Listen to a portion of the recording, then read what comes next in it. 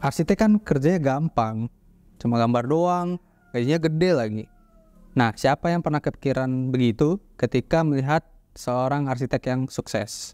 Atau malah dapat komentar demikian ketika orang lain tahu kalau kalian itu bekerja sebagai arsitek atau malah masih berstatus sebagai mahasiswa arsitektur. Tenang, kalian nggak sendiri. Saya sendiri pun pernah mengalaminya dengan mendapatkan komentar serta pandangan seperti itu. Kali ini saya, Fairuz Abiyu Ulinwa, selaku arsitek dari PT Rancanaka Ruang akan membahas sedikit nih tentang tantangan yang cukup besar sebagai seorang arsitek. Setidaknya beberapa hal ini merupakan kisah yang saya alami sendiri selama mendesain, bertemu klien, hingga melakukan pengawasan pembangunan atau supervisi. Sebelum kita masuk ke dalam intinya, buat teman-teman yang baru bergabung, jangan lupa untuk like, komen, dan juga subscribe channel ini agar kalian nggak ketinggalan video-video terbaru dari kami.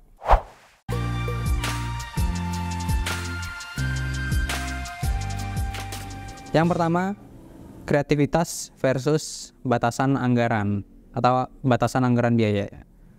Nah, kondisi ini tuh ketika klien memiliki budget yang terbatas, tapi referensi desain yang diinginkan oleh klien itu nggak sesuai dengan batasan biaya yang udah ditentukan. Nah, perlu teman-teman ketahui, biaya pembangunan itu ditentukan oleh desain dan juga material pada item desain. Semakin rumit atau kompleks desainnya, maka semakin mahal juga biaya pembangunannya ya.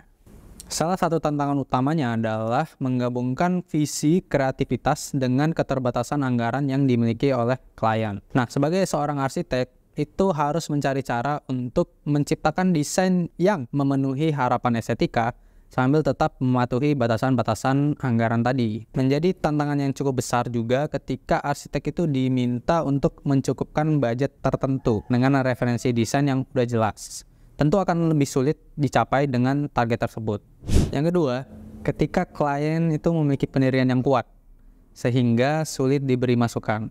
Nah, tugas seorang arsitek itu tidak hanya menggambar desain bangunan, tetapi juga menjadi konsultan bagi para klien yang hendak mewujudkan bangunan impiannya.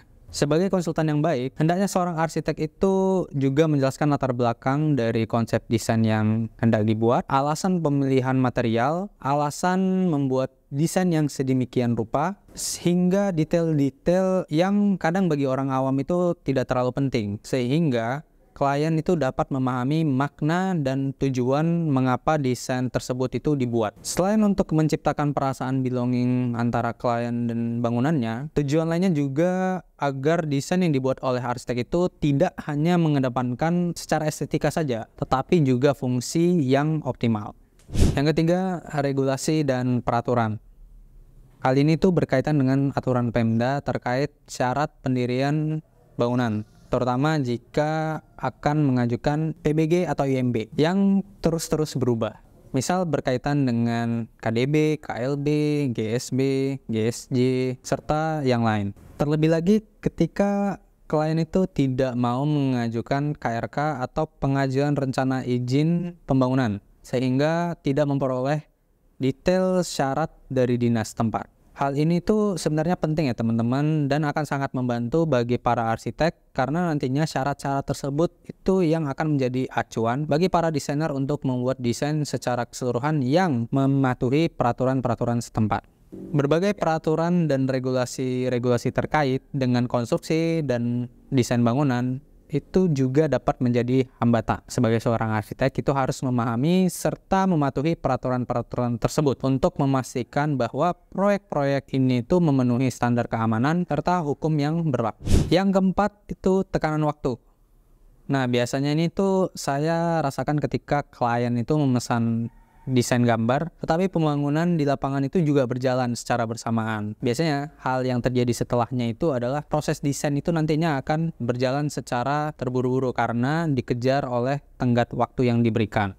Nah, itu dia beberapa hal yang menurut saya itu cukup challenging ya selama saya berprofesi sebagai seorang arsitek. Kira-kira apa lagi nih yang teman-teman ingin tanyakan atau yang teman-teman ingin ketahui dari dunia seorang arsitek?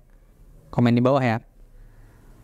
Oke, terima kasih sudah menyaksikan video ini dan sampai jumpa di video-video selanjutnya. Bye-bye.